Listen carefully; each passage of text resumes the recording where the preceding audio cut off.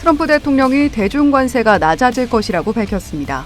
낙폭과대 인식 속 팔란티어가 이틀째 강세를 보였습니다. 전일 애플 부사장의 발언에 급락했던 알파벳이 구글 검색 요청이 여전히 증가세를 보이고 있다고 말했습니다. 출근길 뉴스프레소입니다. 트럼프 2기 출범 후 무역협상 첫 타자가 탄생했습니다. 글로벌 무역전쟁이 새로운 국면에 접어들었다는 낙관론에 뉴욕 증시가 올랐습니다. S&P 500 지수 0.6%, 나스닥 지수 1%대 상승 마감했습니다. 영국과 미국이 무역협상을 타결했습니다. 협상이라 함은 결국 기브 앤 테이크죠. 양국이 서로 무엇을 주고받았는가? 일단 영국은 소고기와 에탄올, 농산물 시장을 개방하고 보잉 항공기 100억 달러어치의 구매를 약속했습니다. 더불어 항공기 엔진은 미국에 무관세로 수출하는 데 합의했죠. 미국은 영국산 자동차 10만 대에 대한 관세를 10%로 낮춰주는 한편 철강과 알루미늄 관세는 폐지키로 약속했습니다.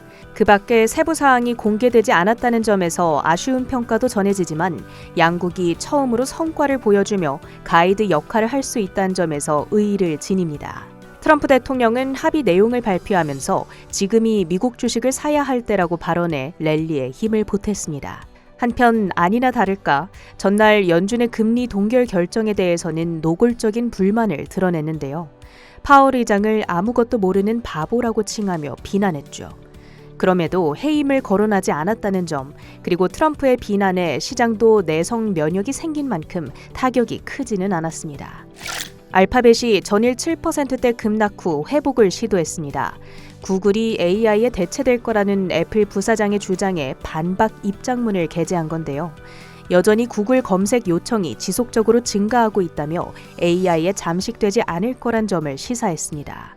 또 구글 검색에 새로운 기능들을 지속적으로 추가하고 있으며 사용자들도 그 유용성을 인식하고 있다는 주장입니다. 주가 1.9% 올랐습니다. 실적이 이렇게나 좋은데 주가가 12%나 폭락한다니 이번 주 많은 투자자들을 속썩였던 종목 팔란티어가 오늘은 7%대 급등했습니다. 앱 러빈이 호실적을 발표한 뒤 12% 가까이 급등하자 AI 소프트웨어 업종 전반의 투심이 살아난 건데요. 이와 함께 영미 무역 협상이 타결됨에 따라 영국 등 유럽에서도 많은 주문을 받을 거란 기대감이 작용했습니다. 애프터마켓 특징주입니다. 핀터레스트는 기대 이상의 매출과 2분기 가이던스를 발표한 뒤 현재 15%대 폭등합니다. 디지털 마케팅 기업 트레이드 데스크 1분기 매출과 어닝 비트를 발표한 뒤 11%대 상승권에서 움직입니다. 반도체 기업 마이크로칩 테크놀로지 1분기 EPS 가이던스를 월가 전망보다 높은 18에서 26센트 사이로 제시하며 8% 가까이 뛰어오릅니다. 어펌과 코인베이스, 로켓랩은 실적 발표 후 애프터마켓에서 비교적 큰 폭 하락하고 있습니다. D-Wave 퀀텀은 사상 최대 매출을 기록한 한편 손실폭은 축소됐다고 발표한 뒤 51% 폭등했습니다. 양자 컴퓨터 테마 강세를 주도했습니다. 메타가 내년에 출시될 스마트 안경에 얼굴 인식 기능을 도입합니다. 상대방의 얼굴을 스캔한 뒤 이름 등 신원을 알려주는 기능입니다. 한편 애플은 스마트 안경에 탑재될 AI 전용 특수칩을 개발 중이란 보도가 들려왔는데요. 양사 모두 온디바이스 AI 개발에 속도를 내고 있다는 신호로 해석됩니다. 주요 헤드라인도 살펴보시죠. 트럼프 대통령이 미국 해방의 날을 선포하고 한 달여 만에 처음으로 영국과 의미 있는 협상을 이끌어냈습니다. 그 탄력을 중국과의 협상 테이블까지 이어갈 수 있을까요? 뉴욕 포스트 등 외신에 따르면 트럼프 행정부가 현재 중국에 부과 중인 합산 145% 고율 관세를 50에서 54% 수준으로 낮추는 방안을 검토 중인 것으로 전해졌습니다. 어제 중국을 협상 테이블에 앉히기 위해 145% 관세를 내릴 생각이 있느냐는 질문에 단호하게 노라고 대답한 지 하루 만입니다. 베센트 재무장관과 그리어 USTR 대표, 허리펑 중국 국무원 부총리는 현지 시간 10일 스위스 제네바에서 만나 첫 담판을 지을 예정이죠. 다만 트럼프 대통령은 미국이 선제적으로 대중관세를 폐지하지는 않을 것이라고 밝힌 바 있어 협상에서 논의 가능한 카드가 될 걸로 보이는데 중국도 미국에 적용한 125% 맞불 관세를 인하할지 주목됩니다. 뿐만 아니라 뉴욕 포스트는 베트남 46%, 태국 36%, 인도 26% 등 남아시아 국가들의 차등 적용한 상호관세 역시 일괄 25%까지 내리는 방안도 검토 중이라고 전했습니다. 그런가 하면 유럽연합 EU는 간밤 미 행정부와 무역 교섭이 불발될 상황에 대비해 950억 유로, 우리 돈 150조 원 규모의 보복 조치를 실시할 것이라고 밝혔는데요. 미리 카드를 공개해 협상안을 조율하겠다는 의미로 해석됩니다. 유럽위원회는 EU 상업정책 대상이 될 수 있는 미국산 제품이라는 218쪽 문서를 게시하고 의견 수렴 절차에 돌입했는데요.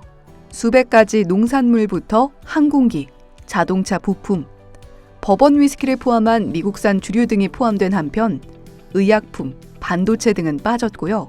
다만 구체적인 보복 관세율을 명시하지는 않았습니다. 더불어 EU는 보복 관세 조치와 별개로 철강 제품 원료인 철 스크랩, 일부 화학 제품 등 44억 유로 규모의 대미 수출 제한 조치도 검토 중인데요. 베센트 장관에 밀려 최근 상대적으로 발언이 줄어든 나바로 무역고문, EU의 보복은 실수라는 반응을 내놨습니다. 노동시장이 여전히 견조하다. 전일 5월 FOMC 성명서에 언급된 연준의 노동시장 평가입니다. 간밤 발표된 신규 실업보험 청구 건수는 전주 24만 1000건에서 22만 8천 건으로 줄며 이를 반증했는데요. 지난주 우려를 키웠던 연속 실업보험 청구 건수도 2만 9천 건 감소했습니다. 하지만 안심하긴 이른데요. 미시간주에선 7천 건가량 해고가 급증했습니다. 자동차 부품 관련 기업들이 허리를 졸라매고 있다는 신호가 될 수 있겠고요. 미국의 1분기 생산성과 노동비용 역시 우려를 키웁니다. 1분기 비농업 생산성은 마이너스 0.8%로 발표되며 2022년 2분기 이후 처음으로 마이너스를 기록했는데요. 반면 단위 노동비용은 2%에서 5.7%로 급등했죠. 이는 생산성은 줄어든 반면 인건비나 부대 비용 등 돈은 더 들어간다는 얘기로 동시에 기업 수익성은 악화, 물가 상승 압력은 높아질 수 있다는 우려로 이어집니다. 이번 FOMC에서 말한 대로 금리 쉽게 못 내린다는 메시지가 뚜렷해진 거죠. 이에 국채금리 무려 10bp 안팎의 오름세를 보였고요. 무역협상 영향을 받아간 달러는 강세를 보였습니다. 미국과 영국의 관세 협상 타결의 위험 선호 심리가 증가하면서 WTI 원유 선물이 3.7% 급등한 59.9달러의 거래를 마쳤습니다. 영국에 이어 중국까지 협상 낙관론이 깃들며 달러 인덱스가 1% 급등한 100.6선의 거래를 마쳤습니다. 트럼프 대통령이 당장 사야 한다라고 이야기를 하면서 금값은 내리고 비트코인은 10만 달러 선을 재탈환했습니다. 출근길 뉴스프레소였습니다.